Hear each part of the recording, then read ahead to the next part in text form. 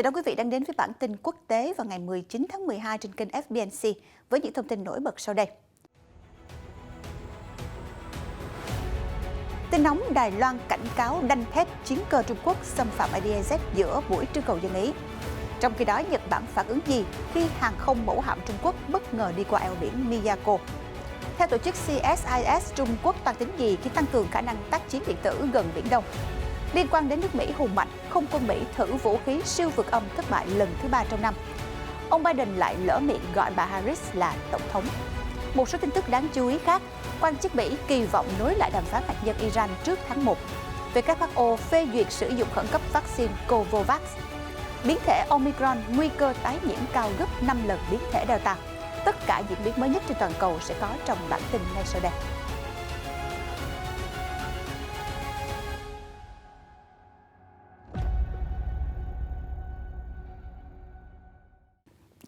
Thưa quý vị, thời gian gần đây, Trung Quốc đã liên tục đưa máy bay uy hiếp Đài Loan và như một điều thường thấy, Bắc Kinh sẽ cử máy bay ghé thăm hòn đảo vào những sự kiện quan trọng. Mới đây, trang tin Taiwan News cho biết khi người dân Đài Loan đang bỏ phiếu trong cuộc trưng cầu dân Ý, thì một chiến đấu cơ Trung Quốc đã xông thẳng vào vùng nhận dạng phòng không ADIZ của hòn đảo. Theo tờ Liberty Times đưa tin, máy bay Trung Quốc xâm nhập góc Tây Nam ADIZ vào khoảng 9 giờ 19 phút sáng ở độ cao 4.000 mét. Đáp lại, Đài Loan cử máy bay giám sát và phát cảnh báo radio với nội dung đây là lực lượng phòng vệ trên không Đài Loan, máy bay quân sự Trung Quốc ở góc Tây Nam ADIZ của chúng tôi tại độ cao 4.000 mét. Hãy lưu ý hành động. Các vị đã xâm phạm vùng trời của chúng tôi, ảnh hưởng an toàn bay, cần phải chuyển hướng và rời đi ngay lập tức. Theo Liberty Times dẫn nguồn cơ quan phòng vệ Đài Loan MND cho biết, chiến cơ Trung Quốc đã xâm phạm ADIZ của hòn đảo tự trị đến 930 lần từ đầu năm 2021 đến nay, diễn ra trong 229 ngày, một mức độ rất đáng báo động. Và không chỉ Đài Loan, Nhật Bản gần đây cũng có những động thái cứng rắn khiến cho chính quyền Trung Quốc phải nóng mặt. Vừa qua, theo tờ Japan Times, Trung Quốc lại điều tàu sân bay Liêu Ninh đi qua eo biển Miyako, cửa ngõ chiến lược ở Thái Bình Dương, ngăn cách đảo Okinawa với đảo Miyako của Nhật Bản. Theo giới phân tích, mục đích của sự xuất hiện hàng không mẫu hạm ở địa điểm nhạy cảm này là gì? Nội dung chi tiết sẽ có ngay sau đây. Hải quân Quân giải phóng nhân dân Trung Quốc PLA gần đây đã gửi một nhóm tác chiến tàu sân bay qua eo biển Miyako vào Thái Bình Dương. Theo giới phân tích, chuyến đi có khả năng là cuộc tập trận thường lệ, thuộc một phần của cuộc tập trận lớn hơn diễn ra gần đảo Đài Loan và Biển Đông. Cụ thể, lực lượng phòng vệ biển Nhật Bản hôm 15 tháng 12 đã phát hiện một đội tàu hải quân PLA bao gồm 4 tàu chiến, gồm tàu sân bay Liêu Ninh, tàu khu trục lớn Thai 055, khinh hạm Thai 054A và tàu tiếp tế cỡ lớn Thai 901. Theo thông cáo của Bộ Quốc phòng Nhật Bản, nhóm tàu sân bay đi qua vùng biển giữa đảo Okinawa và đảo Miyako, sau đó đi về hướng Nam ra Thái Bình Dương vào hôm 16 tháng 12. Trong quá trình này, nhóm tác chiến tàu sân bay PLA đã tiến hành các cuộc tập trận cất và hạ cánh trực thăng trên tàu ở biển Hoa Đông và Thái Bình Dương, đồng thời tổ chức các cuộc tập trận với các máy bay chiến đấu. Theo thông cáo từ phía Nhật Bản, Tokyo đã cử các chiến hạm và chiến đấu cơ theo sát nhóm tàu Trung Quốc. Tờ Hoàn Cầu dẫn lời các chuyên gia quân sự ở Bắc Kinh cho biết, chuyến đi của nhóm tác chiến tàu sân bay Liêu Ninh có thể là một cuộc tập trận thường lệ. Đây không phải là lần đầu tiên tàu Liêu Ninh đi qua eo biển Miyako trong năm nay. Trước đó, hàng không mẫu hạm Trung Quốc đã thực hiện tuyến đường tương tự vào tháng 4. Bắc Kinh thông báo nhóm tàu có mục đích tập trận gần đảo Đài Loan như một phần của cuộc diễn tập thường niên. Thưa quý vị, gần đây quân đội Trung Quốc không chỉ tăng cường tập trận phô diễn sức mạnh cơ bắp mà còn thực hiện các bước tiến lớn nhằm cải thiện khả năng tác chiến điện tử EW, thu thập thông tin tình báo gần Biển Đông. Cụ thể hơn, Trung tâm Nghiên cứu Chiến lược và Quốc tế CSIS hôm 17 tháng 12 dẫn hình ảnh vệ tinh cho thấy Trung Quốc đang nâng cấp cơ sở Mumian trên đảo Hải Nam. CSIS đánh giá động thái này củng cố năng lực quân đội Trung Quốc trong việc theo dõi và đối phó các lực lượng quân sự nước ngoài hoạt động trong khu vực và ngoài không gian. Đáng chú ý, những nâng cấp này là một phần trong nỗ lực của Trung Quốc nhằm tăng cường khả năng tác chiến điện tử phòng thủ và tấn công. Theo CSIS, cơ sở Mumian có thể đóng vai trò thu thập thông tin tình báo tín hiệu, tức là thông tin được thu thập từ việc phân tích các tín hiệu nước ngoài hoặc liên lạc từ vệ tinh, radar, nền tảng vũ khí và các hệ thống điện tử khác. Theo tổ chức nghiên cứu, hoạt động lắp đặt tại cơ sở Mumian đã được tiến hành ít nhất từ năm 2018. Từ hình ảnh vệ tinh được chụp vào ngày 21 tháng 11, có thể thấy một số hoạt động xây dựng đáng chú ý gần đây. Trong đó có khu phức hợp mới ở phía nam của cơ sở trên, gồm một tòa nhà lớn, một dãy 4 anten đĩa phục vụ cho việc theo dõi liên lạc qua vệ tinh và ít nhất 4 anten tháp cao. Ngoài ra, hình ảnh vệ tinh cho thấy một số tòa nhà lớn mới được xây dựng, trong đó có tòa nhà có thể trở thành trụ sở chính và điều hành. Đến ngày 21 tháng 11 năm nay, hầu hết việc xây dựng dường như đã được hoàn thành. Theo CSIS, cơ sở Mumian tại đảo Hải Nam là một phần của mạng lưới cơ sở quân sự Trung Quốc, được cho là có thể cho phép chiến khu Nam triển khai lực lượng tại Biển Đông. Khoảng 135 km về phía đông nam cơ sở trên là căn cứ Hải quân Du Lâm. Đây là nơi đóng quân của lực lượng tàu ngầm tên lửa đạn đạo chạy bằng năng lượng hạt nhân, cũng như các chiến hạm của Bắc Kinh, gồm cả tàu sân bay Sơn Đông và các tàu tấn công đổ bộ tiếp 075. Theo CSIS, việc mở rộng cơ sở tại Mumian và trang bị các hệ thống điện tử mới ở Biển Đông liên quan đến kế hoạch hiện đại hóa quân đội của Trung Quốc. Thưa quý vị, Mỹ lại trải qua một thất bại cay đắng trong cuộc đua khí tài quân sự. Mới đây, không quân Mỹ tiếp tục thử nghiệm không thành công vũ khí siêu vượt âm AGM-183A, lần thứ 3 trong vòng 1 năm. Thông tin này vừa được chuyên sang quân sự The War Zone của trang The Drive tiết lộ vào hôm 17 tháng 12. Theo đó, Mỹ xác nhận vụ phóng tên lửa bội siêu thanh AGM-183A từ máy bay B-52H hôm 15 tháng 12 đã thất bại. Nguyên nhân trục trặc hiện chưa được xác định. Quả tên lửa vẫn còn nằm trên cánh máy bay và sẽ được đưa về xưởng để phân tích. Đây là lần thử vũ khí siêu vượt âm AGM-183A thứ 3 của Mỹ trong năm nay. Tất cả đều không thành công. Trong lần thử đầu tiên vào tháng 4, một vấn đề chưa được xác định đã khiến nhiệm vụ bị hủy và quả tên lửa vẫn còn gắn trên cánh máy bay B-52H. Ở lần thứ 2 vào tháng 7, không quân Mỹ đánh giá thành công một phần vì quả tên lửa đã tách ra thành công từ máy bay. Tuy nhiên, phần động cơ đẩy đã không khởi động như dự tính. Còn mục tiêu chính của cuộc thử nghiệm thứ 3 là đánh giá năng lực hoạt động của phần tên lửa đẩy. Không quân hy vọng nếu 3 lần thành công, Mỹ sẽ bắt đầu lắp thiết bị lướt bội siêu thanh vào vũ khí để thử nghiệm và biên chế vào năm 2022. Theo The Drive, thất bại cả 3 lần thử liên tiếp là điều đáng lo ngại, dù chuyên gia đã dự kiến sẽ có một số trục trặc trong quá trình phát triển bất kỳ hệ thống vũ khí mới nào. Bàn về vấn đề này, Bộ trưởng Không quân Frank Kendall cho biết, tuy đã có một số tiến bộ, nhưng ông chưa hài lòng về tốc độ phát triển công nghệ vũ khí bội siêu thanh. AGM-183A còn có tên gọi khác là vũ khí phản ứng nhanh phóng từ máy bay. Đây là một trong những chương trình tên lửa siêu vượt âm được phát triển đặc biệt cho không quân Mỹ nhằm cạnh tranh với các đối thủ đáng gờm như Nga và Trung Quốc. Được biết, quả đạn AGM-183A được thả tự do từ máy bay như bom thông thường, sau đó kích hoạt động cơ tên lửa để giúp đầu đạn đạt tốc độ và độ cao phù hợp. Vỏ bảo vệ sau đó sẽ bung ra và đầu đạn lướt tới mục tiêu với tốc độ trên 6.000 km/h. Mỗi oanh tạc cơ B-52 có thể mang tối đa 4 quả AGM-183A. Ngoài không quân, lục quân và hải quân Mỹ cũng chuẩn bị thử nghiệm nhiều loại thiết bị lướt bội siêu thanh khác. Và chuyển sang một tin tức về chính trường nước Mỹ. Thưa quý vị, theo tờ New York Post, nhà lãnh đạo Mỹ Joe Biden một lần nữa gọi nhầm bà Kamala Harris là tổng thống, sau đó lại khẳng định loài người sẽ có thể di chuyển gấp 15 lần tốc độ đạn bắn trong vòng 20 năm tới. Cụ thể, khi phát biểu tại lễ tốt nghiệp Đại học bang Nam Carolina, ông Biden tuyên bố, nghiêm túc mà nói, đương nhiên Tổng thống Harris là một cựu sinh viên đáng tự hào của Đại học Howard. Sự nhầm lẫn của ông Biden rơi vào thời điểm nhiều quan chức cấp cao đảng Dân Chủ được kỳ vọng thay thế đương kim Tổng thống 79 tuổi nếu ông không chạy đua vào Nhà Trắng năm 2024. Trong số ứng viên tiềm năng bao gồm Phó Tổng thống Kamala Harris và Bộ trưởng Giao thông Pete Buttigieg. Bản thân ông Biden cho biết sẽ tái tranh cử, tuy nhiên tỷ lệ tín nhiệm của ông đang sụt giảm mạnh và nhiều người Mỹ lo ngại về sức khỏe tinh thần của nhà lãnh đạo. Kết quả thăm dò gần đây của Political Morning Consult cho thấy khoảng 50% người Mỹ nghi ngờ về sức khỏe thể chất và tinh thần của ông Biden. Tuy nhiên, trong báo cáo kiểm tra sức khỏe định kỳ vào hôm 19 tháng 11, bác sĩ Nhà Trắng Kevin O'Connor cho biết Tổng thống vẫn khỏe mạnh, hoạt bát, đủ sức thực hiện thành công các nhiệm vụ điều hành. Mặt khác, cũng trong bài phát biểu tại trường đại học bang Nam Carolina hôm 17 tháng 12, ông Biden gây chú ý khi nói rằng các bạn sẽ nhìn thấy sự thay đổi trong 10 năm tới còn nhiều hơn 50 năm qua bởi vì công nghệ và khoa học đang biến chuyển cực kỳ nhanh chóng. Các bạn sẽ nhìn thấy các phương tiện thương mại vào 20 năm sau có thể di chuyển đến 12 hay 15.000 dặm mỗi giờ. Đó là tốc độ cận âm. Ý tôi là tốc độ siêu âm. Mọi thứ sẽ thay đổi rất nhanh. Theo New York Post, viên đạn bắn ra từ súng ngắn 9 ly hay súng trường 22 có sơ tốc đầu nòng khoảng 800 dặm mỗi giờ. Theo đó, phương tiện di chuyển trong tương lai mà ông Biden hình dung ra sẽ đạt tốc độ gấp 15 đến 19 lần tốc độ đạn bắn. Được biết, máy bay cận âm thương mại gần đây nhất là chiếc Concorde có thể bay với vận tốc hành trình tối đa là 1.354 dặm mỗi giờ cho đến khi nó đắp chiếu từ năm 2003.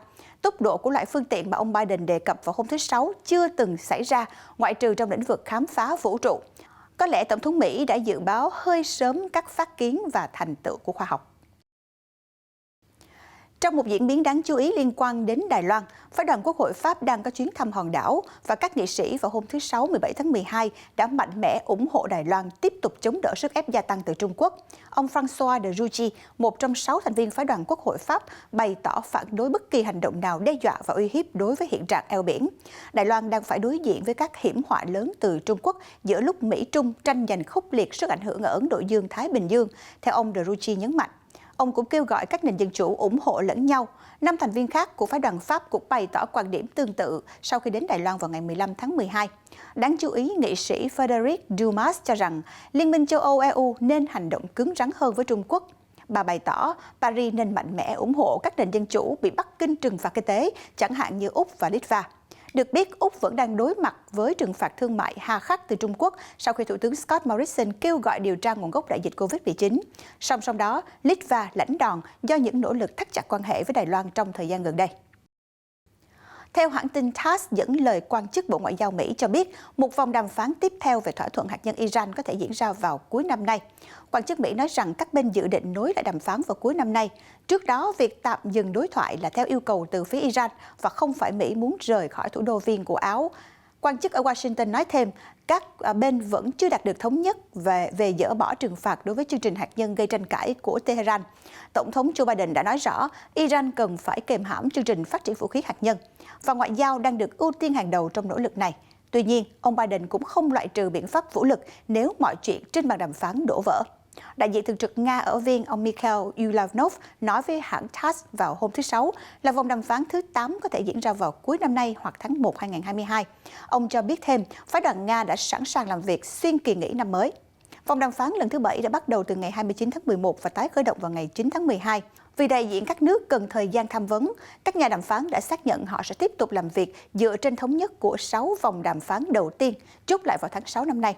Đáng nói là tất cả các bên đều muốn quay lại hình thức ban đầu của kế hoạch hành động toàn diện chung JCPOA, tức thỏa thuận ký giữa Iran và 6 cường quốc vào năm 2015. Hiện có 2 nhóm làm việc ở Viên trong tuần này, một nhóm về lệnh trừng phạt của Mỹ, một nhóm về vấn đề hạt nhân. Dự kiến sẽ có nhóm thứ 3 chuyên giám sát các thỏa thuận trong tương lai. Và xin được chuyển sang một số thông tin về dịch bệnh COVID-19. Tổ chức Y tế Thế giới WHO vào ngày thứ Sáu 17 tháng 12 vừa mới thêm vaccine Covovax ngừa COVID-19 của hãng dược Mỹ Novavax vào danh sách sử dụng khẩn cấp. Quyết định đưa ra sau khi WHO xác nhận tính an toàn và hiệu quả của loại vaccine này. Hiện vaccine được sản xuất tại Viện Huyết Thanh Ấn Độ theo giấy phép của Novavax. Nó được cho là phù hợp để triển khai đến những nước đang phát triển vì có thể bảo quản ở tủ lạnh bình thường. WHO cho biết thêm, một loại vaccine khác cũng do Novavax sản xuất cũng đang được xem xét. Covovax là vaccine được phát triển nhờ sáng kiến COVAX của WHO nhằm mục tiêu chế tạo và phân phối vaccine công bằng trên toàn cầu. Sáng kiến này kỳ vọng có thể phân bổ 2 tỷ liều vaccine ngừa COVID-19 trong năm nay. Tuy nhiên, khi tháng 12 đang dần khép lại, chỉ có khoảng 700 triệu liều đã được chuyển giao. Hiện WHO đã phê duyệt sử dụng khẩn cấp vaccine ngừa COVID-19 từ các hãng dược Pfizer-BioNTech, Moderna, AstraZeneca, Johnson & Johnson, 2 hãng dược Trung Quốc và 1 từ Ấn Độ. Và cũng liên quan đến dịch COVID-19, theo kết quả nghiên cứu về khả năng tái nhiễm của biến thể Omicron vừa được Đại học Hoàng gia London, Anh công bố, biến thể Omicron có khả năng tái nhiễm cao gấp 5 lần biến thể Delta và không có dấu hiệu nào cho thấy biến thể này có thể gây bệnh nhẹ hơn so với Delta. Cụ thể, nghiên cứu mới này đã phân tích điều gì? Mời quý vị cùng tiếp tục theo dõi. Kết luận được đưa ra dựa trên dữ liệu về những người nhận kết quả PCR dương tính với SARS-CoV-2 từ ngày 29 tháng 11 đến ngày 11 tháng 12. Theo đó, không tìm thấy bằng chứng cho thấy biến thể Omicron khác với Delta về cả nguy cơ nhập liệu lẫn các triệu chứng trên bệnh nhân. Tuy nhiên, so sánh dữ liệu về các yếu tố như tuổi, giới tính, tình trạng tiêm vaccine, chủng tộc, khu vực và ngày lấy mẫu bệnh phẩm, có thể thấy nguy cơ tái nhiễm của Omicron cao gấp 5,4 lần so với Delta. Bên cạnh đó, giáo sư Neil Ferguson, trưởng nhóm nghiên cứu cho biết trong một tuyên bố, có thêm bằng chứng về khả năng lẩn trốn miễn dịch của biến thể Omicron. Theo đó, mức độ né tránh miễn dịch cho thấy Omicron gây ra mối đe dọa lớn hơn với sức khỏe cộng đồng. Cũng theo nghiên cứu, việc từng mắc COVID-19 có thể chỉ mang lại 19% khả năng bảo vệ chống lại biến thể Omicron. Con số này tương đương với hiệu quả mà 2 mũi vaccine COVID-19 mang lại trước Omicron, tức khoảng 20%. Trong khi đó, mũi vaccine tăng cường sẽ mang lại hiệu quả nhiều hơn, ước tính ngăn chặn được khoảng 55% đến 80% các trường hợp có triệu chứng. Trung tâm Kiểm soát và Phòng ngừa Dịch bệnh CDC Mỹ kêu gọi người dân tiêm vaccine và thực hiện các biện pháp phòng ngừa dịch bệnh trong bối cảnh các ca mắc biến thể Omicron đang tăng mạnh. Tại một cuộc họp báo ngày 17 tháng 12, Giám đốc CDC Rochelle Walensky cho biết biến thể Omicron đang lây lan nhanh chóng, mặc dù Delta vẫn là chủng virus thống trị. Bà cảnh báo biến thể Omicron sẽ nhanh chóng soán ngôi của Delta trong những tuần tới. Hiện 39 bang trên nước Mỹ đã phát hiện các ca mắc biến thể Omicron. Theo bà Walensky, tỷ lệ nhập viện trung bình 7 ngày đã tăng khoảng 4% và tỷ lệ tử vong đã tăng hơn 8% so với tuần trước. Trong khi đó, theo thống kê của hãng tin Reuters, số ca nhập viện hiện nay tại Mỹ đã tăng 45% so với tháng trước. Điều này buộc Mỹ phải triển khai chiến lược chống dịch đa tầng, trong đó quy định đeo khẩu trang, đảm bảo giãn cách xã hội, tuân thủ các biện pháp vệ sinh, tăng cường tiêm chủng trong nước và đẩy mạnh tài trợ vaccine cho các nước trên thế giới. Chuyển sang một số tin tức đáng chú ý về Covid-19 khác. Thưa quý vị, những tuần qua tại Pháp, các bệnh viện đã phải căng mình đối mặt với đợt bùng phát các ca nhiễm Covid-19 thứ tư. Hiện giường bệnh ở các khu chăm sóc tích cực hầu như đã đầy bệnh nhân. Đáng nói là phần lớn trong số đó chưa được tiêm chủng. Bác sĩ Khadun Koufetfan, người đứng đầu khu ICU thuộc bệnh viện Emil Muller ở Mulhouse cho biết, trong số 20 bệnh nhân Covid-19 đang được điều trị ở ICU, chỉ có 3 người được chủng ngừa. Ông cho biết, ICU của các bệnh viện ở Mulhouse hiện đang hoạt động hết công suất trong 20 ngày qua. 70% bệnh nhân là các trường hợp dương tính với virus SARS-CoV-2. Y tá Henri Mulhouse bày tỏ sự mệt mỏi. Làn sóng Covid-19 cứ dồn dập khiến cho chúng tôi ngày một lả đi và kiệt sức. Bộ Y tế Pháp cho biết nước này đã ghi nhận 60.866 trường hợp nhiễm Covid-19 mới trong 24 giờ vào tối 16 tháng 12, dù đã có 78,1% người dân được tiêm ít nhất một liều vaccine. Trước đó, người phát ngôn chính phủ Pháp Gabriel Attal cho biết dự kiến sẽ có khoảng 4.000 bệnh nhân nhiễm Covid-19 cần được chăm sóc đặc biệt trong kỳ nghỉ lễ Giáng sinh. Trong những ngày tới, nước này có thể sẽ ban hành những quy định phòng chống dịch mới gồm tăng cường kiểm soát biên giới, đẩy nhanh tốc độ tiêm chủng và khuyến nghị người dân hạn chế đi lại trong dịp lễ. Quý vị thân mến, Giáng sinh cũng đang gần đến, chắc hẳn là có rất nhiều người trong chúng ta đang nóng lòng chờ đến ngày lễ cuối năm để nhận được những món quà ngọt ngào hoặc có những phút giây ấm áp bên người thân bạn bè. Con người là thế, vậy còn đối với những loài sinh vật lớn nhỏ trong vườn thú thì sao? Hãy cùng với FBNC đến thăm vườn thú tại Peru để xem ông già Noel sẽ tặng món quà gì cho các bạn sinh sống ở đây nhé.